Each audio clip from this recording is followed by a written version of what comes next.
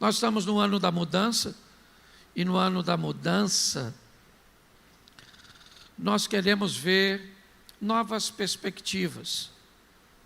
Nós queremos ver coisas novas acontecendo na nossa vida.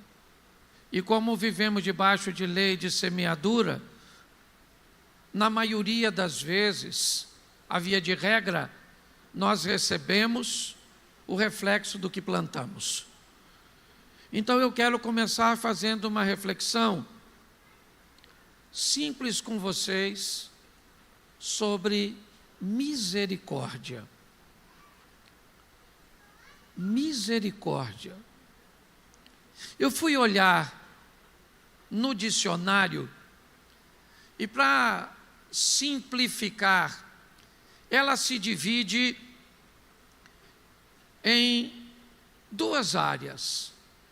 A misericórdia fala de coisas que alguém sente em relação às adversidades, às dores, às calamidades que outras pessoas enfrentam. Então você é alguém misericordioso quando a dor do outro afeta você. Mas misericórdia também traz consigo uma conotação da graça que Deus nos oferece, de um Deus que olha para mim e para você e vê que nós não conseguiríamos vencer sem Ele. E pior, nós não iríamos merecer o apoio. E aí eu comecei a pensar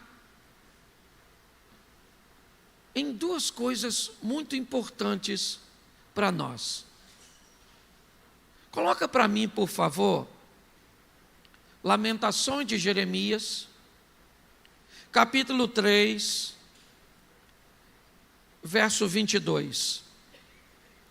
As misericórdias do Senhor são a causa de não sermos consumidos, porque as suas misericórdias não têm fim. Bota o verso seguinte: novas são a cada manhã, grande é a tua fidelidade. Feche os seus olhos. Senhor nosso Deus e Pai, em nome de Jesus, eis aqui a tua palavra. Continua falando conosco e usa-me como um canal de bênção nesta hora, em nome de Jesus. Você pode dizer amém? Isso. Vamos pegar esse texto e vamos olhar primeiro a misericórdia de Deus na conotação para que sejamos salvos. A Bíblia diz que a causa de não sermos consumidos, a causa de não sermos destruídos, está totalmente relacionada à misericórdia de Deus. Porque sem a misericórdia de Deus, nossa destruição, nossa ida para o inferno, seria, na verdade, a única opção por quem somos. Por melhor que sejamos, por mais que tenhamos, ou que encontremos em nós inúmeras virtudes, a Bíblia diz que todos pecaram e destituídos estão da glória de Deus.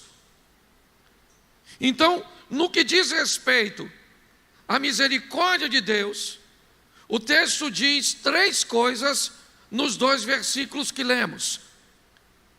A misericórdia do Senhor é a causa de não sermos consumidos, porque a sua misericórdia não tem fim e ela se renova a cada manhã.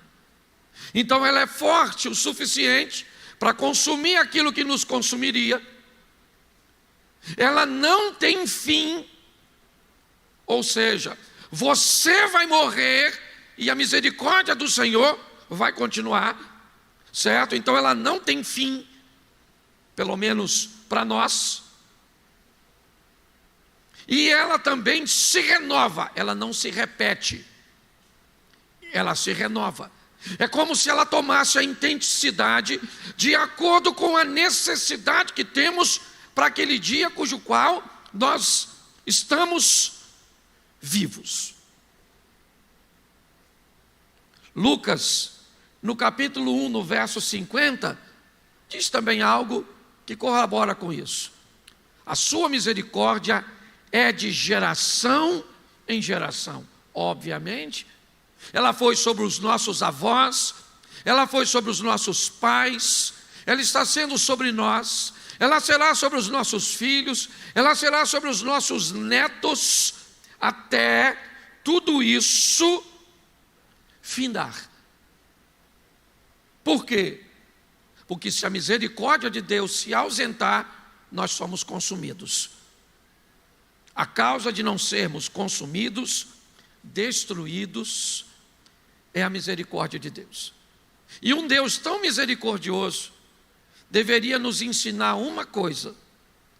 Mateus 9,13. Ide, porém, e aprendei o que significa misericórdia eu quero, e não sacrifício, porque eu não vim para chamar os justos, mas os pecadores ao arrependimento. Escute só. Olhe bem o que diz esse texto. Jesus está dizendo a esse texto para um grupo de pessoas que estavam indignadas porque Jesus estava comendo na casa do Levi, o discípulo que depois receberia o nome de Mateus. Jesus está dizendo: olha, eu acho melhor vocês voltarem para casa e aprendei o que quer dizer misericórdia, é o que eu quero. O que Jesus está dizendo é o seguinte: vão para casa e descubra que se eu pensasse o que você pensa sobre os outros a respeito de você, você seria consumido. Se vocês acham que eu não deveria estar na casa do Levi, eu quero dizer uma coisa a vocês: Deus não deveria estar na sua casa, na sua vida, para te salvar. Jesus está dizendo: vocês gostam muito de receber a misericórdia de Deus para ser salvo, mas quando chega na hora de replicar isso e desejar que o outro, que não é muito o seu afeto, que não é muito do seu agrado, certo? Também vai ser salvo, isso lhe incomoda. Então nós vimos aqui que no quesito misericórdia, ela se renova a cada manhã, ela não se repete, ela não tem fim, ela é a causa de não sermos consumidos, e ela também é algo que precisa ser aprendido com Deus. Você recebe? Então replica. Só que essa misericórdia, meus irmãos, que nós precisamos todos os dias, que se renova toda manhã, que não tem fim e que precisa ser replicada, é só um modelo de misericórdia. É a misericórdia que diz respeito à nossa salvação. Ela é a única? Não.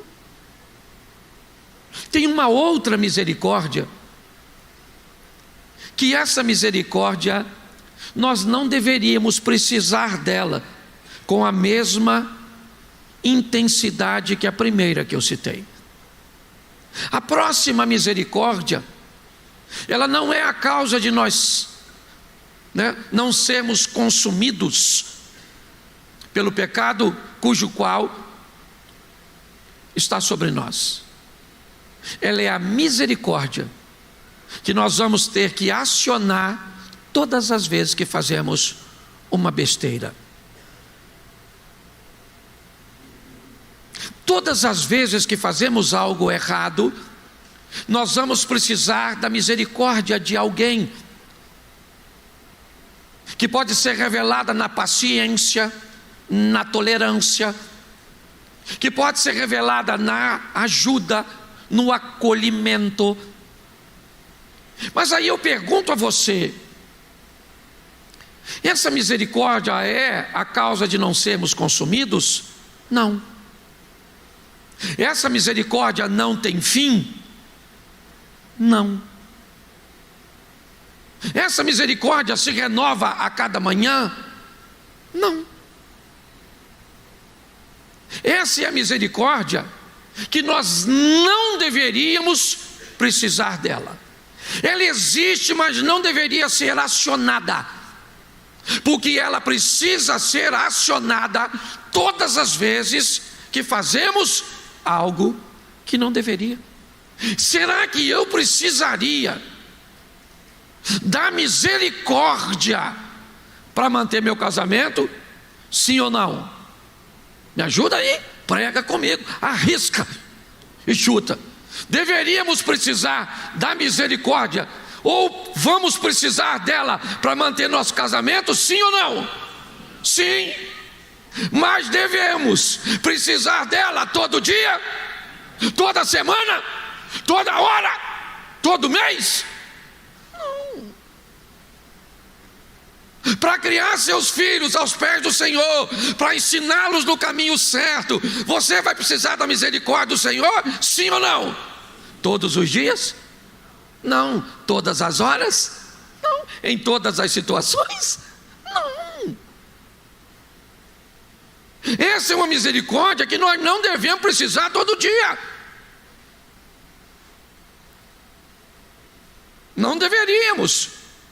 Quem precisa dela todo dia vai viver o divórcio ou um casamento desgraçado. Quem precisa dessa misericórdia todo dia para criar seus filhos vai ter filhos desobedientes, rebeldes e distantes. Quem precisa da misericórdia de Deus todos os dias para ganhar dinheiro está perdido. Você precisa da misericórdia de Deus para ganhar dinheiro, sim ou não? Sim ou não? Claro. Mas todo dia? Toda hora? Em todas as situações? Não. Você precisa da misericórdia de Deus para escolher suas amizades? Sim ou não? Mas para todas elas? Não. A misericórdia, eu estou cansado de ver gente que para tudo precisa da misericórdia de Deus. Precisa da misericórdia do cônjuge, porque só faz besteira com o cônjuge. Precisa da misericórdia dos pais, da misericórdia dos amigos, da misericórdia do governo, da misericórdia, da misericórdia, da misericórdia, da misericórdia, da misericórdia. Pelo amor de Deus. Você, presta atenção, não quero, pastor, o que o senhor está dizendo? Que eu traí minha mulher e que agora não tem misericórdia? Tem. Se ela quiser te dar misericórdia. Que se ela não quiser, não vai ter misericórdia. Ah, pastor, então ela vai para o inferno. Não sei. Entendeu? Porque você acabou de colocar ela no inferno porque ela não te deu misericórdia, você não deu misericórdia para ela. Discute isso lá com o chifrudo. Isso é um assunto muito sério, porque a misericórdia de Deus, né, para pagar os nossos pecados e as nossas transgressões, a Bíblia garante, ela se renova a cada manhã, ela não tem fim, ela é de geração em geração e ela é a causa de não sermos consumidos. Mas para procurar uma igreja para congregar, você precisa da misericórdia de Deus? Não, você precisa observar a liderança, observar o pastor, observar a estrutura, observar tudo, e aí você vai para lá. Para arrumar uma amizade legal, sincera, decente, você precisa da misericórdia de Deus? Não, você precisa de critério, de valor, de princípio, de tudo, para você escolher um amigo, para você educar seu filho. Estou cansado de ver filho que é uma bênção longe dos pais. Tira o menino de perto da mãe e do pai. O menino não faz bagunça. O menino senta, o menino não corre, o menino não grita, o menino não faz malcriação. Botou os pais perto. Parece que o inimigo vem junto com os pais. Você consegue entender isso? A misericórdia de Deus, para não sermos consumidos, é para ser usada quando? Quando? Todos os dias. Porque sem ela nós seremos, mas a misericórdia de Deus, que entra em cena para nos defender, muitas vezes, ou na maioria, de problemas criados por nós mesmos. Você já parou para pensar nisso? A quantidade de misericórdia para resolver essas coisas que você precisa? Se você precisa dessa misericórdia na mesma intensidade da primeira, eu quero te dar um aviso, como pastor: mude, tome uma outra postura, para que você aprenda a lidar com as decisões dessa vida com mais sabedoria. Preste atenção. Se você é cristão, vive em Cristo Jesus, essa primeira misericórdia para você não ser consumido está garantida, sim ou não? Se você morrer, você vai para a glória com Cristo Jesus, amém? Agora, essa misericórdia não te garante uma vida satisfatória, prazerosa nessa terra. Quanto menos você usar a misericórdia para viver aqui, melhor será sua vida em todas as instâncias, quer com negócios, quer com seus filhos, quer com seu cônjuge, quer com suas amizades, quer com seus relacionamentos interpessoais. Às vezes eu brinco aqui, as pessoas pensam que é sempre brincadeira, mas não é. Tem gente que não precisa de Satanás. A pessoa faz tanta besteira.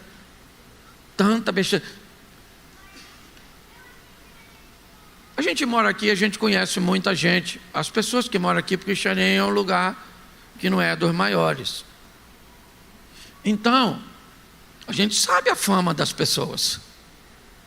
E esses dias, eu fui tomar café lá na padaria, irmão. E aí chegou um cara que já tentou consertar a vida dele diversas vezes. É um cara que tenta, mas já bagunçou umas 3 ou 4 vezes. Aí ele chegou e me cumprimentou. E aí, pastor, como é que está você? Falei: rapaz, estou sentindo falta de você na igreja. Pastor, estou trabalhando muito. Falei: não, está certo. Chegou um moço bem atrapalhado da vida, mais atrapalhado do que esse primeiro. Esse primeiro eu conheci na igreja aqui. Ele não mora aqui, mora fora daqui, então eu conheço ele pouco. E o pouco que eu conheço já vi que é atrapalhado. O segundo que chegou mora aqui, é atrapalhado já de geração. Tem currículo de atrapalhamento. E aí esse que é atrapalhado, que estava na igreja, olhou para mim e disse assim: conhece fulano? Eu falei: claro. Aí ele me disse assim: pois é meu mentor. Eu não aguentei.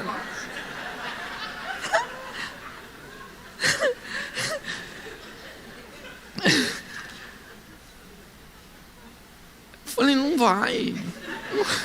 Você consegue entender? Então pare de colocar a responsabilidade sobre Deus das suas escolhas. Evite acionar Deus para resolver suas besteiras, porque você diminuiu o número de besteira que faz. 2026 está começando. Aliás, segundo a tradição brasileira, nem começou, porque o ano só começa depois, certo? É isso aí, certo? Que a escola de samba termina. Aí nós vamos para a quaresma, 40 dias pelos pecados que cometemos. E aí vem a Páscoa e nós estamos limpinhos. Isso aí é mais ou menos assim, mas deixa quieto. Isso é só uma brincadeirinha. Você consegue entender? Então não faz sentido. Qual é o grande problema hoje que nós vemos? É a forma com que as pessoas atrapalham a sua própria vida. Lembra do profeta Jeremias? Eu bem sei os pensamentos que tenho a respeito de vós, são pensamentos de paz e não de mal, porque eu quero dar a você o fim que você está procurando, mas está difícil trabalhar com você. Então, pastor, como é que eu faço para minimizar a minha necessidade de ter esse segundo modelo de misericórdia? O primeiro não tem jeito. O primeiro, por mais certinho que você seja, certo? Por mais ajustado que você seja, por melhor marido que você seja, por melhor filho, por melhor pai, você é um cidadão de bem, paga todos os seus impostos, você não trai a sua esposa, você é o funcionário exemplar da companhia, você é o melhor crente da igreja.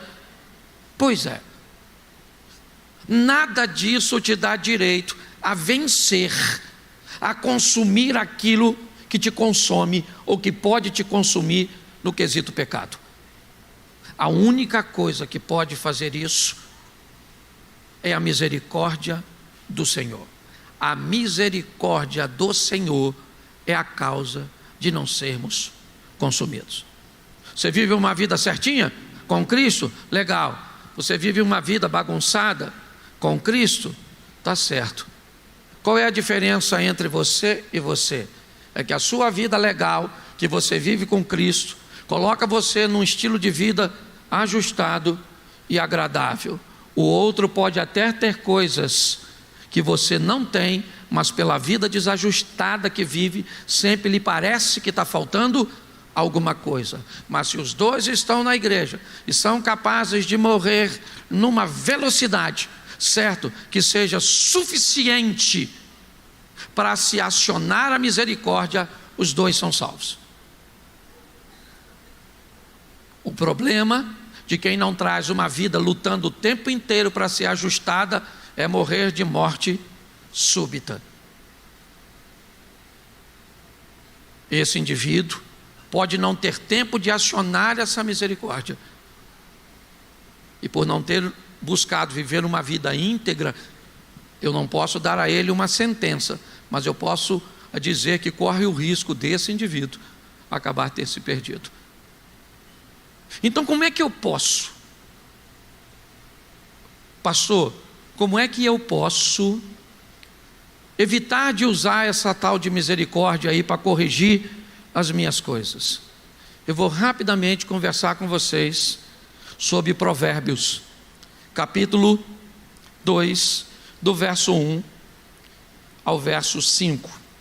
Vou ler ele todo e depois eu volto.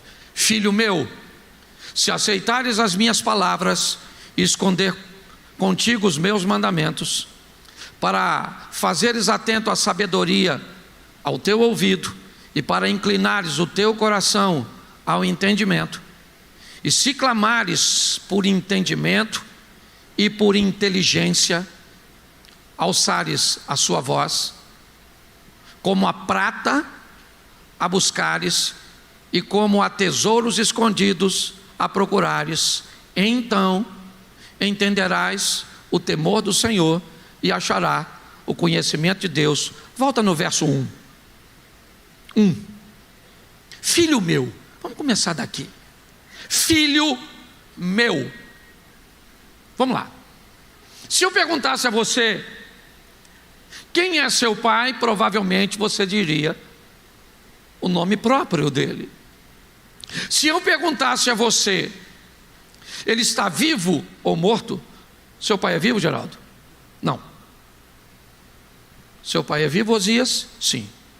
Geraldo, tem um pai morto, Osias tem um pai vivo. É obviamente que nós estamos falando de uma paternidade terrena, mas o texto não está falando de um pai biológico. O texto está dando ao ouvinte a informação de que ele é filho. Então, no que diz a Deus, seu pai está vivo e seu pai está vivo. Os dois têm pai vivo, porque Deus está vivo e no trono de sua glória. Então é muito importante que você entenda que a informação primeiro quer dizer quem é meu pai. Isso parece simples, mas não é não. Talvez eu não tenha muito tempo para explicar isso hoje. Mas se eu perguntasse a você, ou se você me perguntasse, vamos lá fazer o contrário. Vamos dizer que você falasse assim comigo: e aí, pastor, tudo bem? Tudo bem. Quem é seu pai? E eu falasse para você assim: meu pai é Deus. O que iria parecer a você essa frase? Tenta imaginar agora. Iniciamos uma conversa, aliás, nos conhecemos pouco, e você vira para alguém e diz assim: pô, quem é seu pai? E aí a pessoa diz para você: e cara, meu pai é Deus, o Todo-Poderoso. Meu pai é Deus. O que você pensaria a respeito dessa pessoa? Pare e pense. Tente aí. O que será que esse cara está querendo dizer? Meu pai é Deus. Deus é pai de todo? Sim ou não? Não. Não. Deus não é pai de todo mundo. Porque está assim de gente que não se sente filho. Está assim de gente que não se comporta como filho. Uma das coisas que faz com que um filho seja reconhecido é a similaridade que ele tem com o pai. Então Deus está dizendo: filho meu, nunca esqueça quem é seu pai. Você está com dinheiro? Seu pai é Deus. Você está sem dinheiro? Teu pai é Deus. Você está doente? Teu pai é Deus. Você está são? Teu pai é Deus. Você está cheio de gente do seu lado? Teu pai é Deus. Você não tem ninguém, acaba o culto, você vai embora sozinho, ele ainda é seu pai. Quando você reconhece quem é seu pai, seja franco, parece que você ficou meio soberbo. Está falando que seu pai é Deus? Por quê? Não, estou falando porque eu me sinto filho dele. E eu me sinto filho dele em qualquer situação. Você acha que isso é simples, né? Vamos lá. João está no Jordão, Jesus vem ao batismo. Quando Jesus é batizado, uma voz fala com quem? Duas pessoas precisam ouvir isso claramente. O indivíduo que está preparando o caminho, esse alguém quem era? João Batista. E o outro que precisava ouvir isso? Quem? Jesus. Jesus não está num corpo humano? Sim ou não? Então ele vai enfrentar dificuldades humanas? Sim ou não? Então Deus, para o Jesus homem, diz o quê? Você é meu filho amado, em quem eu tenho. Precisava falar isso para Jesus? Provavelmente não. Mas precisava deixar isso como um exemplo para mim e para você, para quando você estiver passando uma dificuldade, quando você se sentir sozinha, quando a situação ficar feia, quando tudo parece estar errado, quando ninguém está do teu lado, quando a enfermidade chegou, certo? Quando a calamidade bateu a sua porta, você tem Deus como Pai. Você quer ver como é que isso é complicado? Jesus termina o batismo e vai para onde? Para o deserto, para ser. A tentação se inicia com a frase: se tu és. Bom, vamos voltar à frase anterior. Este é meu filho amado, em quem eu tenho ponto. Afirmando. O diabo faz o quê? Troca a afirmação por uma interrogação, a certeza pela dúvida. Se tu és o, como se eu sou?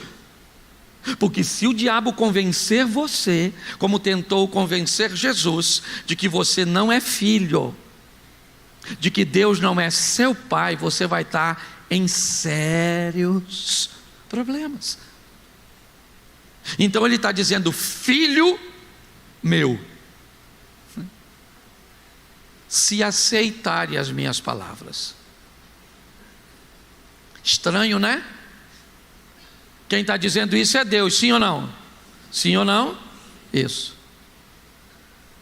Nós estamos trazendo essa conotação. Se aceitar as minhas palavras. Se aceitar. Ou seja, você tem a possibilidade de recusar. Se você aceitar as minhas palavras, tá certo? Nem tudo aquilo que os nossos pais, nem tudo aquilo que as pessoas com muito mais experiência nos diz, que se nós evitarmos, vamos evitar uma série de problemas, vamos evitar uma série de transtornos, nós nem sempre estamos dispostos a aceitar. Deus poderia nos obrigar, mas não é assim que funciona. Ele diz: meu filho, se você aceitar as minhas palavras e esconder contigo os meus mandamentos. Olha só, a palavra você aceita, os mandamentos você esconde. Os mandamentos, as minhas palavras e meus mandamentos, primeira pessoa. Deus está dizendo: se você, certo, aceitar as minhas palavras e esconder os meus mandamentos. Você só usa essa expressão esconder normalmente sobre duas situações.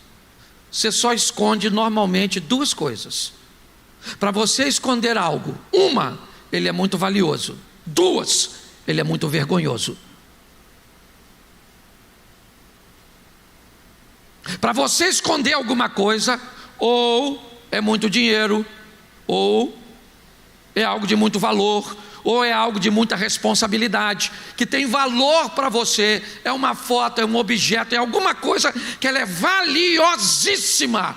Então ela não fica no alcance das crianças, ela não fica para qualquer pessoa ver, ela não fica em qualquer lugar, é numa gaveta, é por trás de alguma coisa, é dentro de uma bolsa, dentro de uma sacola, é dentro de um cofre, é num banco, é assim. Ou então ela é escondida por uma senha do celular, por uma caixa, certo? Onde as pessoas não podem acessar. Nós só escondemos coisas se elas são muito valiosas ou muito vergonhosas. Deus está dizendo: esconde os meus mandamentos. Porque se você esconder meus mandamentos, eles viram seus. Eles têm para você valor. E se meus mandamentos tiver para você, e aí é mandamento mesmo, pega lá os 10 e manda bala neles. Entendeu? Amai a Deus sobre todas as coisas, amai o próximo como a ti mesmo, honra o teu pai e a tua mãe, não cobice nada do próximo, não mate, não roube. É isso aí mesmo. E isso eu faço o quê? Aceito? Não. Não. Isso eu escondo. Por quê? Porque me traz vergonha? Muito pelo contrário. Eu escondo porque é valioso. E por que eu tenho que esconder? Porque tudo aquilo que eu escondo eu não quero que ninguém roube.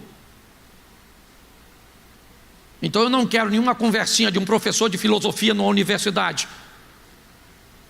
Eu não quero nenhum desenhozinho, nenhuma novelinha. Eu não quero nenhum teólogozinho, certo? Que sabe muito menos do que pensa saber, sendo capaz de roubar o mandamento do Senhor do meu coração, da minha vida. Se aceitar e se esconder contigo os meus mandamentos, vamos lá, porque é muito conteúdo, eu estou só no 1. Para fazeres atento a sabedoria ao teu ouvido e para inclinares o teu coração ao entendimento. Olhe bem, vamos lá. Então, para que eu vou reconhecer que eu sou filho? Então eu sei quem é que está falando comigo, meu pai. Você quer olhar para Jesus e dizer: qual pai que o filho pedindo um peixe lhe dará uma serpente? Um pão lhe dará uma? Então Jesus, Deus está dizendo, o pai está dizendo aos filhos: olha só, se você aceitar minhas palavras, o que não é fácil de aceitar, não é fácil aceitar não, porque muitas coisas que o pai fala, nós não estamos a fim de obedecer, nós não estamos a fim de aceitar. Parece que são limites, certo? Que não vão trazer nenhum prejuízo para nós. Foi assim desde o início. Se esconder um mandamento no coração, para fazer atento. Para que eu faço isso? Para me fazer atento. Atento. Simples como a serpente, ou simples como as pombas. Não, vamos lá. Me ajude aí, que até eu me perdi. Prudente como a serpente e simples ou sem maldade como as. Você nunca na vida vai pegar uma cobra distraída. Nunca você vai pegar. Atenção, atento, atento, atento. A gente mora no Rio de Janeiro, a gente sabe mais ou menos o que é isso. Sempre alerta. É ou não é verdade? Sempre alerta. O tempo inteiro. Ele diz, para que você se faça atento, o teu ouvido para quem? A sabedoria, Inclinado o teu ouvido e o teu coração ao entender. Vai para o 3, para a gente adiantar. E agora, você ora por quê? Olha só. Qual é a pauta da sua oração? Olha o que ele está dizendo, que o indivíduo que vai precisar pouco da misericórdia de Deus para a vida nessa terra, certo? Olha o que ele tem que fazer. Ele tem que aceitar, esconder os mandamentos, estar atento à sabedoria e o entendimento, e suas orações não é para carro, não é para casa, não, é para entendimento. Em algumas traduções, conhecimento e inteligência. Vamos lá. O que é inteligência? Inteligência é a capacidade que vocês, lógico que eu estou trazendo de uma forma bem simples. Inteligência é a capacidade que uma pessoa tem de aprender. Se você ensina uma pessoa e ela pega o ensino com rapidez, ela é uma pessoa inteligente. Se ela tem conhecimento de muitas coisas, ela é considerada uma pessoa culta. O que é cultura? Cultura é a quantidade de informação que uma pessoa tem. Note que a Bíblia está dizendo, olhe só, eu vou precisar de reconhecer que sou filho, de aceitar as palavras, de esconder os mandamentos e de estar atento à sabedoria. E sabe o que é interessante? Tem um ditado que diz que a sabedoria está onde? Nas praças. Sabe onde está a sabedoria? nos 54 anos de casado. Quem vive perto deles, provavelmente, deveria se sentir muito habilitado a se casar para ter um casamento longo. Bom, mas a minha área não é essa, não é casamento, eu sou solteiro, eu estou em busca de formação. Então tá bom. A sabedoria está exposta. Porque enquanto inteligência é a capacidade de aprender, cultura é a quantidade de informação que eu tenho, sabedoria é como eu utilizo toda essa cultura que adquiri com inteligência para tornar a minha vida mais agradável. Por isso que o sábio tem uma boa vida e o tolo tem uma vida ruim. Por isso que o sábio sabe que não leva nada daqui e o tolo pensa que quanto mais tiver aqui, mais importante que os outros ele é. E sabe onde está isso? Na oração. Se você clamar para ter entendimento, por inteligência, você clamar a sua voz, eu não quero clamar a voz por inteligência, eu não quero clamar a voz por conhecimento, eu não quero parar para ouvir os mais velhos, eu não quero parar para olhar e ver, certo, o que os outros, não! Eu não quero ler um livro de um cara experiente. O cara levou 50 anos para escrever um livro. E você pode pegar a experiência que o cara levou 50 anos e pegar tudo em uma semana. E as pessoas não leem nada. Pare e pense. E o clamor, não estou dizendo que nós não temos que acionar o Senhor, não, para a misericórdia dele vir corrigir, porque de vez em quando a gente faz besteira. Mas tem gente que vive de misericórdia e de misericórdia. Ela pega essa primeira misericórdia que se renova a cada manhã, que deveria ser usada para a salvação, e coloca para as burrices, para as besteiras, para as escolhas erradas que fazem. Então todos os dias, o que a vida dela precisa? De uma borracha no final do dia, para apagar tudo que ela fez de errado durante o dia. Sabe o que vai ter escrito a respeito dela? Nada. Porque o que escreveu de manhã, Deus tem que apagar de tarde. E é assim que funciona. Então ele está dizendo: se você clamardes por entendimento e por inteligência, alçar a sua voz, verso 4, aí, como a prata a buscares, e como tesouros escondidos a procurardes. Como é que você procura um tesouro escondido? Ô gente, ó, tinha um tesouro lá na subida da serra. Vão! É assim que você procura? Como é que você faz? Aí, gente, valeu, estou indo. Vai não, está cedo, não, tem que ir. Vai fazer o quê? Não vou dar um pulinho ali que eu vou. Amanhã eu volto. Sim ou não? Se o que está escondido é um tesouro, você vai sair falando que lá tem tesouro? Não. Mas pastor, isso não é egoísmo? Fica tranquilo, porque lá tem tesouro para todo mundo. Você só tem que achar o lugar que ele está. Entendeu? Você não pode pegar meu tesouro, eu não posso pegar o seu. Você é que pode não ir buscar e ter uma vida medíocre, uma vida dolorosa, certo?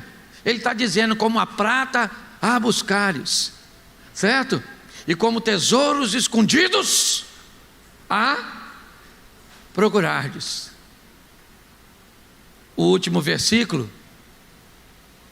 Então você vai entender o quê? O que você vai entender? O temor do... E acharás... Deixa eu falar uma coisa para você. O cara que encontra aquilo ali, ele vai bem em todas as áreas da sua vida.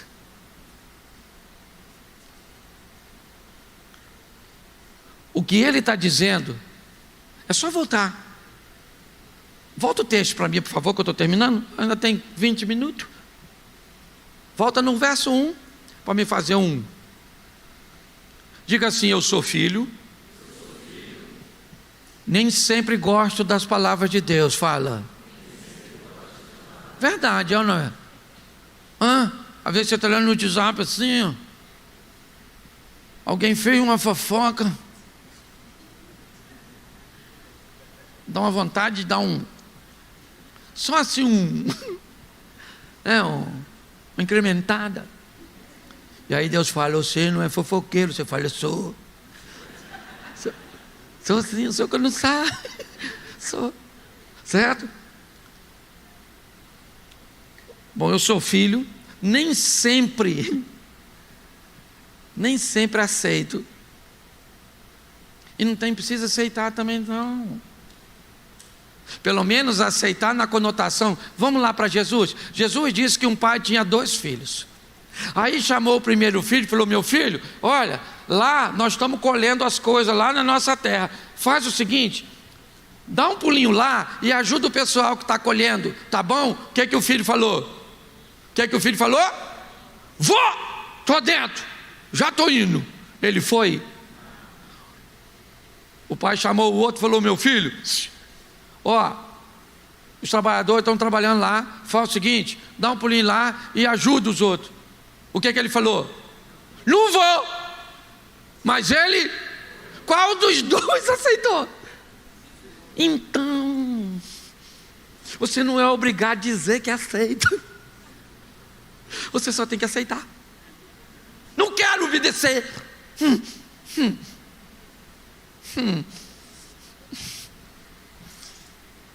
Tá bom, eu vou. Mas eu não quero. Entende? Entendeu? Você sabe muito bem do que eu estou falando. Não me olha com essa cara.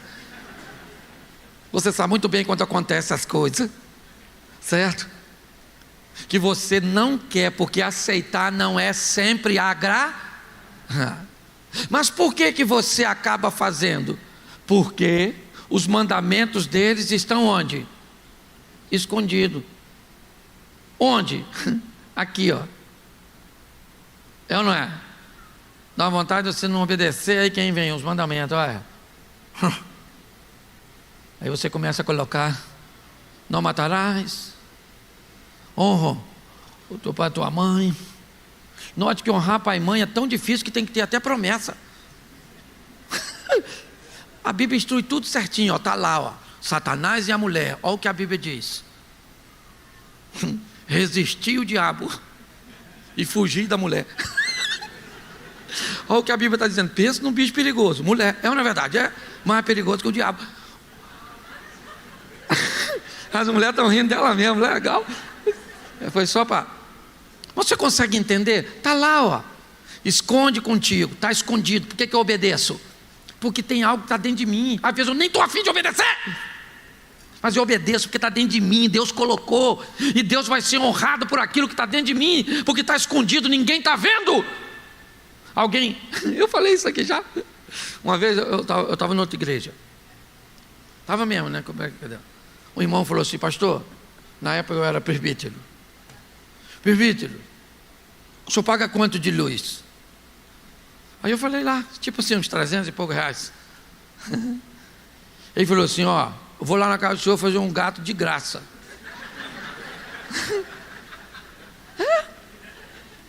Ó, se o senhor pagar isso, o senhor vai pagar uns 90. Falei, gato, 300, 90. Isso é uma vantagem danada, esse tal de gato aí, pô. Eu falei, não, cara, não, eu estava com vergonha, que eu estava afim. É lógico que eu estava afim, cara. Economicamente era muita vantagem, sim ou não? Então eu estava afim do gato, do fileno. Eu estava. Mas aí, o negócio do mandamento escondido.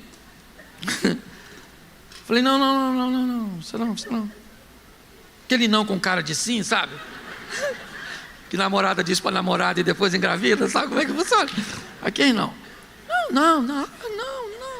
Aquela coisa. Aí, ele falou, faz, pastor. Vou falar uma coisa para o senhor. Eu tenho, ninguém sabe. Nem o pessoal da companhia. Eu falei, meu Deus. eu vou pegar esse gato. Eu falei, cara, faz o seguinte, eu sei que é vantagem, mas deixa esse negócio de gato para lá. Menino, você não está entendendo o que aconteceu. Pastor, o presbítero fulano de tal, eu já fiz para ele. Virou delação premiada. Eu, na verdade, foi só falando nos gatunos. E aí é que eu não quis mesmo, que eu falei, eu vou ser o próximo, nada. Não é se você está afim ou não, é se Deus está escondido dentro de você na palavra dele. É se a palavra dele está lá dentro, sua mulher não está, seu pastor não está, seu patrão não está, seu pai não está, não tem ninguém lá. Quem tem é Deus, porque ele é seu pai. Está escondido dentro de você. Posso ouvir um amém? Amém. E voltei até a pregar tudo de novo, porque o tempo estava sobrando.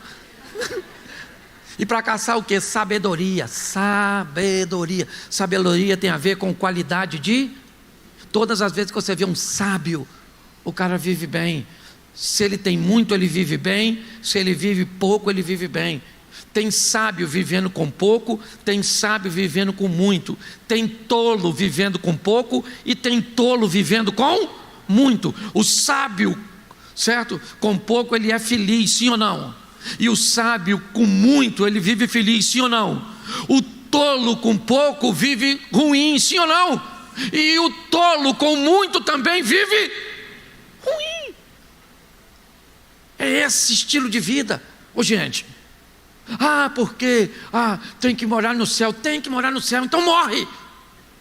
Se não quer mudar suas decisões, todo mundo quer ver Deus, mas ninguém quer morrer. Eu estou afim de morrer, você está? Eu não. Fui num culto um tempo atrás, aí botou nó de joelho, um garoto começou do meu lado. Volta Jesus logo, volta Jesus logo, volta. Eu parei. Falei, Jesus, menino novo, olhei assim, até interrompi. Nossa. Normalmente eu descobri, as pessoas que normalmente estão mandando Jesus voltar agora, porque normalmente o negócio não está bom. Só podia voltar hoje, ó, sai de perto. Cai um raio, leva a pessoa, você vai. Aí eu de joelho dobrado e ele falando, volta hoje, eu já comecei a ficar com medo, não podia levantar, a igreja estava cheia. Aí eu falei assim, bem com Jesus, nem sei se eu pequei. Falei, Senhor, menino novo, querendo que o Senhor volte logo. Nossa, minha vida está legalzinha. Eu não queria que o Senhor voltasse não, mas se o Senhor voltar, o Senhor vai voltar para todo mundo, né? Então aí leva eu, vida acaba. Faz o seguinte, agrada eu e ele. Deixa eu e leva só ele. Ele morre hoje, me deixa quieto aqui para me viver.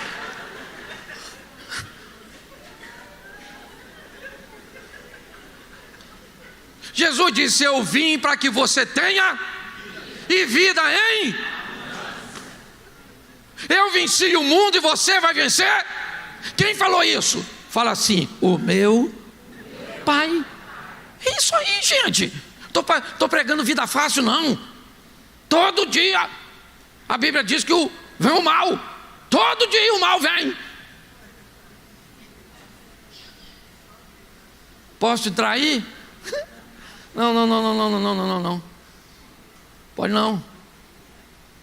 Mas eu sou bom, eu estou vendo. Mas não quero não.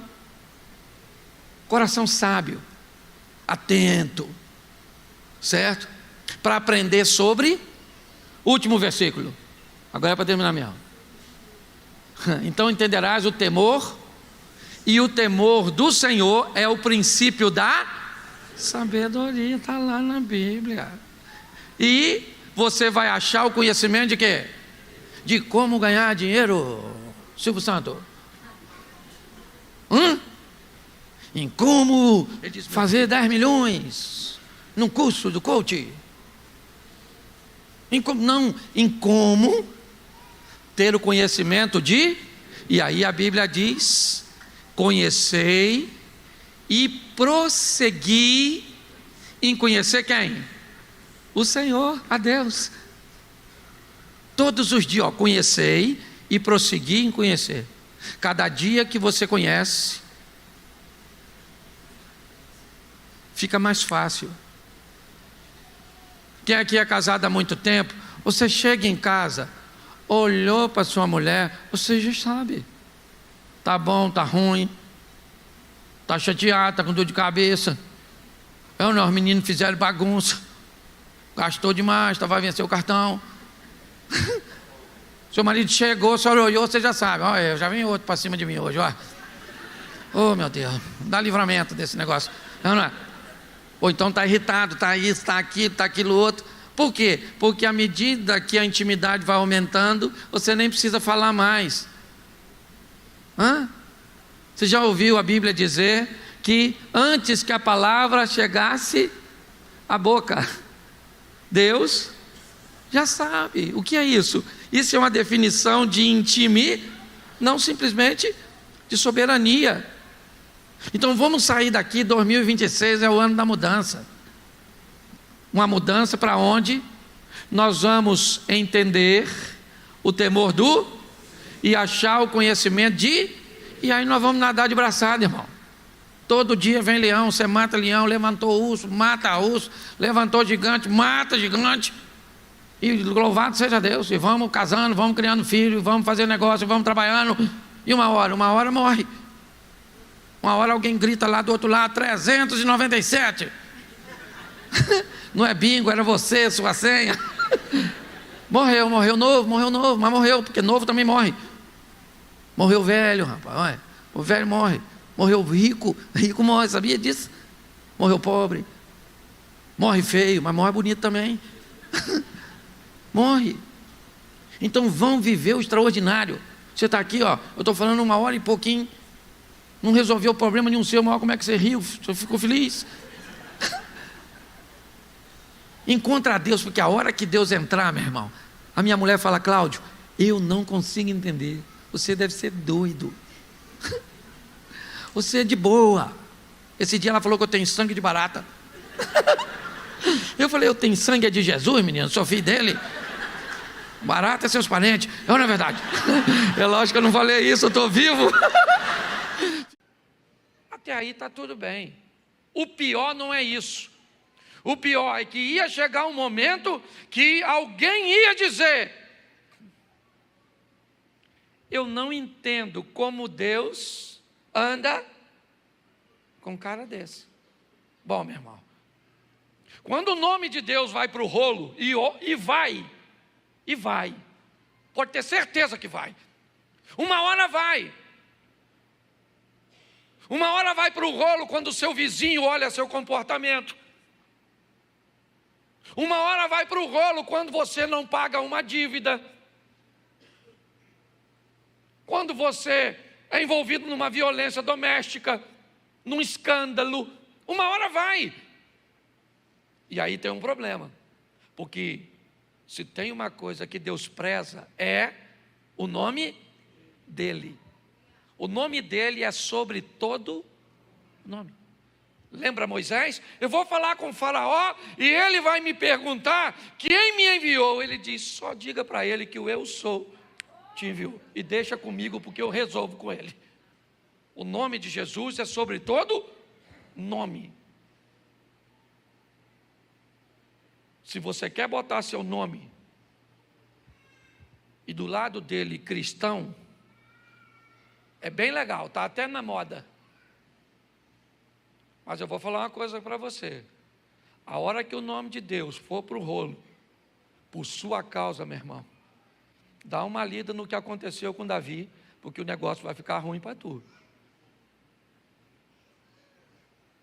Ah, nossa, eu quero um dom, nossa, que beleza, eu prego, eu canto, eu tenho visões, isso é muito legal. É utilitário o que você quer, beleza, mas por detrás disso, eu sei.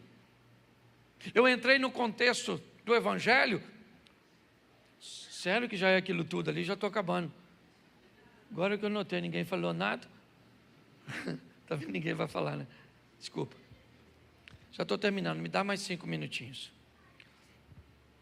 Todo mundo achava que por eu ser bem-humorado, é só uma questão de tempo. Eu ia estar num relacionamento extraconjugal, eu ia estar num escândalo com grana. Mas uma das primeiras coisas que eu aprendi ao caminhar com Jesus é que a hora que ele colocasse o nome dele sobre o meu, o negócio ia mudar de figura. E eu entendi o peso de tudo isso. Quando o nome de Deus vai ser mal falado pelo exemplo de Davi, Deus manda a quarta visita, o Natã. O primeiro foi para ungir, o segundo foi para matar, o terceiro foi para desmorar ali. O primeiro conseguiu ungir, sim ou não? Sim ou não? O segundo conseguiu matar, o terceiro conseguiu desmoralizar, mas o quarto vai conseguir restaurar. Porque eu não sei o que aconteceu com você lá, eu sei que Deus te restaura aqui. Porque hoje nesse culto, eu quero que você entenda que Deus enviou uma palavra como Natã, para levar você de volta ao caminho. Mas é importante que você saiba o peso de tudo aquilo que aconteceu com Davi. Deus disse para Davi, através de Natã: a espada nunca mais sai da sua casa. Seu filho vai se deitar com as suas esposas. Olha só, e todo mundo vai saber. O que você fez escondido, ele vai fazer às claras. E durante esse processo, Davi diz: pequei, somente pequei contra o Senhor. E o que ele está dizendo? Eu vou morrer, olho por olho, dente por dente. Eu matei Urias, eu morro. Natã disse: não, fica tranquilo, porque Deus te perdoou, mas seu filho morre. E o texto é bem claro: porque ninguém vai falar mal de mim por sua causa. Você é crente, querido? Você é cristão? Cuidado com os seus negócios, cuidado com suas postagens nas redes sociais. Posta pelada. Porque esse dia uma mocinha aqui da igreja postou uma foto, não estava pelada, estava de biquíni, assim o sol se pondo, e aí a frase dizia: olha a paisagem. Você olhava para tudo quanto é lugar, Caio, menos para a paisagem. Você está rindo, mas é sério. Aí o outro vai lá e posta vai aí no lugar, está fazendo nada de errado, Aí posta com a garrafa de vinho e um copo. Aí dia seguinte, sabe o que está lá? Aí, ó, membro da igreja do pastor, servo de Deus. É porque eu não posso. A Bíblia me proíbe: não os peço que os tire do mundo, mas que os livre do mal. A minha vontade de orar é: Senhor, não precisa livrar do mal, tira do mundo, leva. Porque suja o nome da gente. Eu estou aqui lutando, não sou perfeito não, mas eu estou lutando. Porque se eu fizer uma besteira, irmão, eu falo para essa mulher, a gente, nós somos casados, eu falo para ela todo dia de manhã, falo: deixa eu falar com você, o diabo levantou hoje para envergonhar eu, você, o projeto recomeçar, xerém,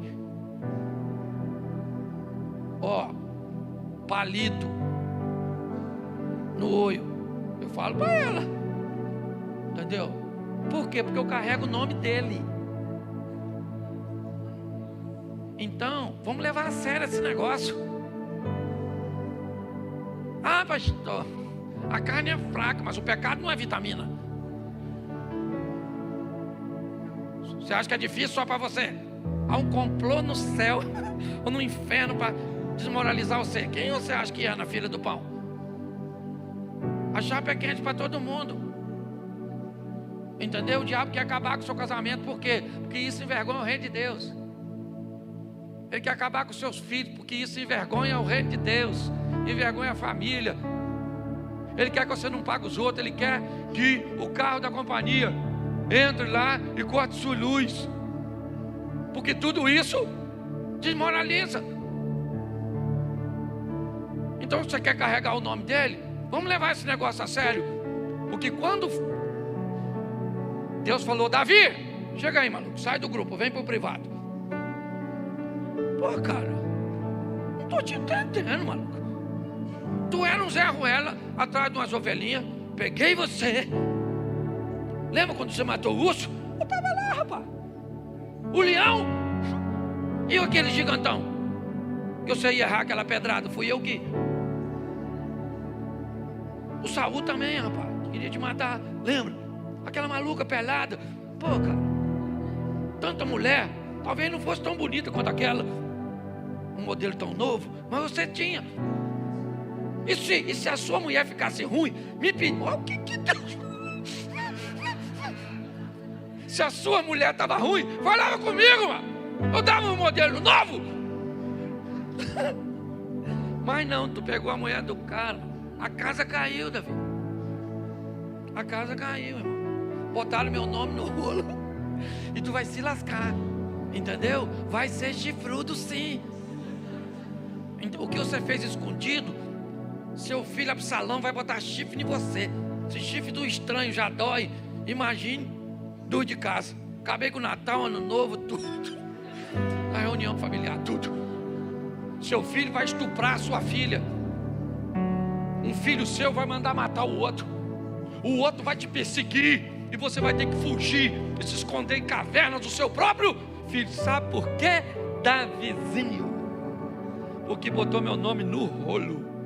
E se tem uma coisa que eu não gosto, é do meu nome na boca de qualquer um. Aí eu falo: Senhor, nem sei se eu estou afim de ter seu nome. É tão perigoso que é melhor ir para o céu logo. Então, gente, vamos sair daqui para ser crente. É fácil? É fácil? Não, se é para você, para mim não é não. Todo dia. Às vezes eu estou lá em casa, o viajante vai para lá. Quando eu vejo, ele está lá em casa. Não sei se mim, se nela. Acho que mais nela do que em mim. Mas ela está acostumada com as minhas doideiras. Às vezes está lá, nós estamos conversando. Do nada da conversa sai uma briga. Brigando por quê? O viajante passa, mas está sempre de passagem. Mas vai. Umas 3 vezes por semana vai, não é verdade? Às vezes está nos meninos, nos vizinhos, tem uns vizinhos lá, né? Meu Jesus, uns vizinhos bons para receber o viajante, né? Não pode falar não. Mas é assim. Você está rindo? O bagulho é doido, mano. Mas eu gosto da visita do Natan, porque o Natan vem para restaurar. Aí, Davi, tu não vai morrer. Deus vai te dar uma nova oportunidade. Aí vê se dá para meu filho também, para ele viver. Deus falou: o menino morre. Nossa, o menino morreu. Morreu para você, para Deus voltou para ele. Tem gente que fica revoltado quando alguém morre. Queria minha mãe aqui. Quando? Sempre. Você chorou porque ela morreu com 80, se ela tivesse com 150, você chorava também, irmão, do mesmo jeito. Quem ia chorar dela viver esse tempo todo era o seu cônjuge. Certo? É assim que funciona. Deus te dá uma oportunidade de restaurar a sua vida. Agora, Deus não é brincadeira não, meu irmão. Leva o nome dele a sério. Porque é chato pra caramba quando você chega num lugar e alguém diz: fui no escritório de fulano, tinha uma Bíblia em cima da mesa e um discurso sem vergonha.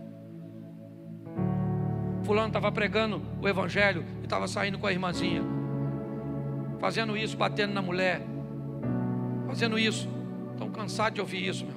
Uma hora esse negócio vai dar ruim para essas pessoas, porque Deus vela pelo seu nome. É difícil para todos nós, mas é possível. É possível viver uma vida íntegra, não perfeita, porque ninguém aqui é perfeito, não é isso que eu estou falando, mas é diminuindo a margem dos nossos erros.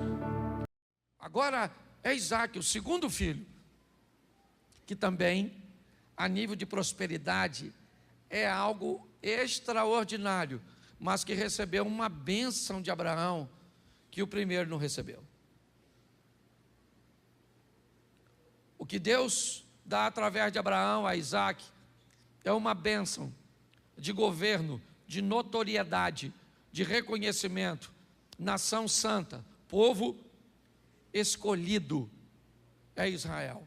Eu tenho algumas reservas no que diz respeito a essas questões, às vezes de simbologia, bandeiras, essas coisas. Eu não sou, a minha fé não é muito posicionada nessas coisas, mas eu também não tenho restrições desde que não infringe. Mas quando eu olho para Isaac, eu vejo 100 anos de idade, Isaac nasce, e Abraão agora vai ensinar esse garoto.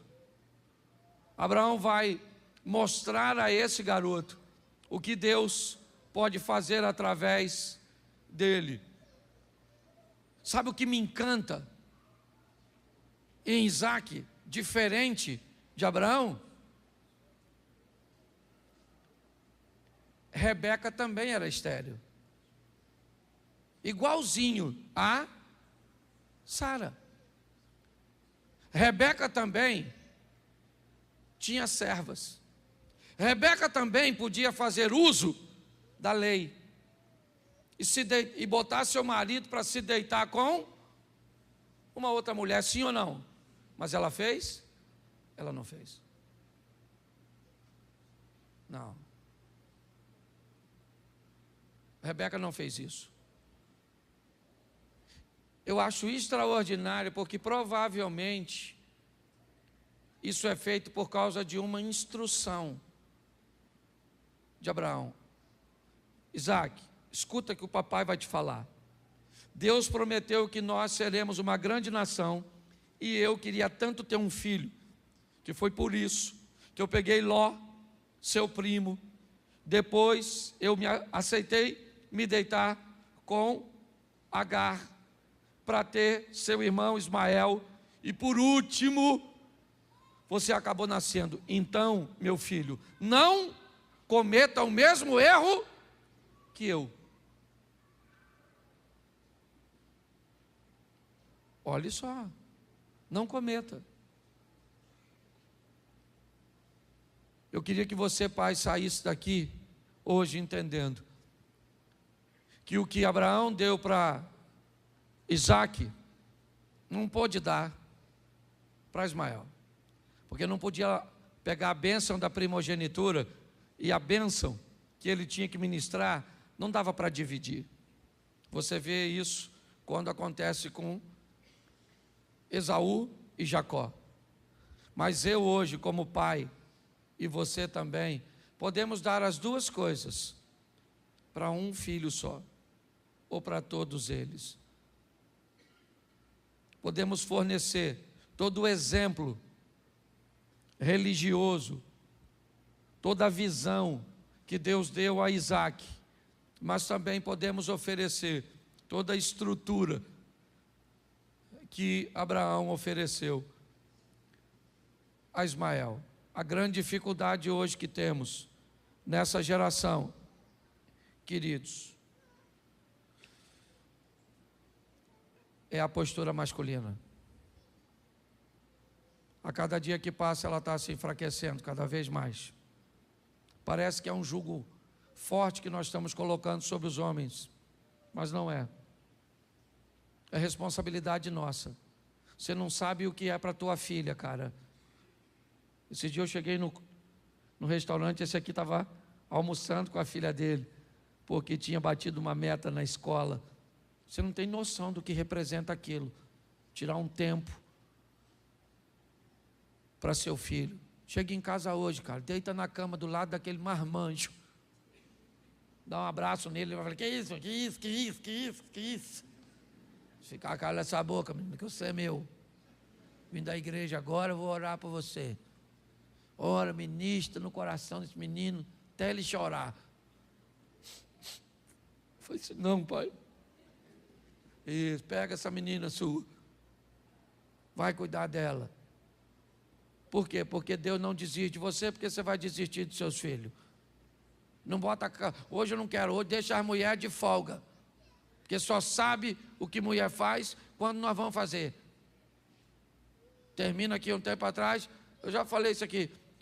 Às vezes você é homem, procura sua esposa, ela diz, não quero, estou cansado, lavo, passo, rumo casa. Um dia eu falei, num dia de domingo, eu falei, dane-se. Falei com a minha mulher, hoje você dorme, acorda a hora que você quiser. Quem arruma a casa sou eu, quem faz comida sou eu vou fazer tudo, você não faz nada. Quero ver se esse negócio cansa. Chegou a noite, ela falou, e aí, Cláudio? Eu falei, me deixa em paz. Me deixa em paz, me deixa em paz, que eu não quero saber de nada. Basta inverter a posição. Então, e eu termino aqui. Ô paizão, pastor, qual é a melhor coisa que eu posso fazer para meu filho? Tratar bem a mãe dele. A melhor coisa que você pode ser, certo? Para seu filho, é seu filho ver você tratando bem a mãe. Isso. Ah, pastor, mas ela é ruim, mas é sua. Não tem nada a ver com isso. Fica de pé.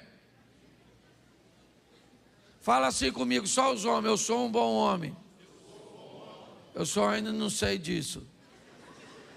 É brincadeira. Deus abençoe a sua casa. Me ajude alguém no teclado aqui, vamos terminar.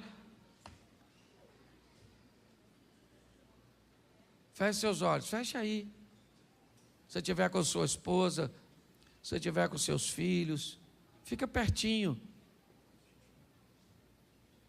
Você quer que seu filho aprenda a te perdoar? Ele já viu você pedindo perdão para sua mãe? Ou para a mãe dele, sua esposa? Mostre para seus filhos como se faz. Pai, só quem não tem sabe a falta que faz. Às vezes, quem tem não dá valor nenhum. Que nós possamos mostrar para os nossos filhos o que Abraão mostrou para Ismael. Você vai sem dinheiro, mas vai com Deus. E Ele é o dono do ouro e da prata. E me prometeu que vai fazer de você grande. Uma hora seu filho vai ter que ir embora, por bem ou por mal, com seu consentimento ou sem ele. A vida é desse jeito. Mas nada melhor do que você ter a honra de dizer: é meu filho, aquele ali é meu filho, é minha filha. Pai, abençoa cada lar, abençoa os casamentos, que não sejamos omissos, que sejamos realmente sacerdotes, que possamos cuidar de nossas esposas, a ponto de nos tornarmos exemplo para os nossos filhos, para que as nossas filhas queiram se casar com um homem como nós, para que os nossos filhos queiram ser uma versão melhorada.